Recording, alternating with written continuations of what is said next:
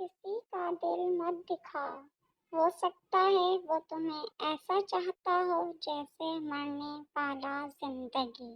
جب تم کسی کو اکیلا دیکھو تو سمجھ جاؤ کہ وہ ایک سچا انسان ہے، کیونکہ بھیڑ ہمیشہ منافق کے ساتھ ہوتی ہے۔ اس شخص کو دوست مت بناؤ جو کسی محفل میں آپ کو شرمندہ کرے، چاہے وہ مذاق میں ہی کیوں نہ ہو۔ جب تم پر کوئی مشکل آ جائے تو کسی کا احسان نہ لو، کیونکہ مصیبت 4 دن کی ہوتی ہے اور احسان زندگی بھر کا ہوتا ہے۔ کسی انسان کو پتھر سمجھ کر ٹھوکر مت مارو، بلکہ اسے تراش کر دیکھو، شاید وہ ہیرا ہو۔ کفر کے بعد سب سے بڑا گناہ دل آزاری ہے، چاہے وہ مومن کی ہو یا کافر کی۔ کسی کا دل توڑنے سے پہلے یہ بات ضرور سوچیں کہ بندے کی معافی بندہ ہی دیتا ہے، خدا نہیں۔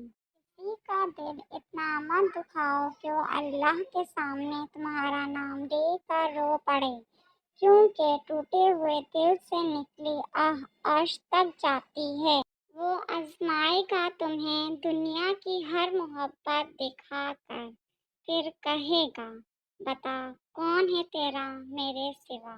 کسی سے اتنی نفرت نہ کرو کہ کبھی ملنا پڑے تو مل نہ سکو، اور کسی سے اتنی محبت نہ کرو کہ کبھی تنہا جینا پڑے تو جی نہ سکو۔ قدر کرو ان کی جو تم سے بنا مطلب کی چاہت کرتے ہیں۔ دنیا میں خیال رکھنے والے کم اور تکلیف دینے والے زیادہ ہوتے ہیں۔ نماز کی فکر اپنے اوپر فرض کر لو، خدا کی قسم دنیا کی فکر سے آزاد ہو جاؤ گے اور کامیابی تمہارے قدم چومے گی۔ پسند اس کو نہ کرو جو دنیا میں سب سے زیادہ حسین ہو، بلکہ پسند اس کو کرو جو تمہاری عزت کرتا ہو۔ جب تم کسی شخص کو اس کی دولت کی وجہ سے عزت دینے لگو تو سمجھ لینا تم نے اپنا ایمان کھو دیا۔ کسی کے دل میں محبت پیدا کر کے اسے چھوڑ دینا اسے قتل کر دینے کے برابر ہے۔ جب آپ کچھ بھی نہ کر سکے تو اپنی دعاؤں میں اضافہ کر دیں، کیونکہ اللہ کے سوا کوئی آپ کو کچھ نہیں دے سکتا۔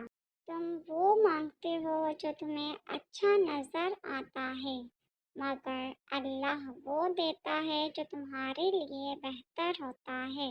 ہمیشہ سچے لوگوں سے دوستی رکھو، وہ اچھے دنوں میں سرمایہ اور برے دنوں میں محافظ ہوتے ہیں۔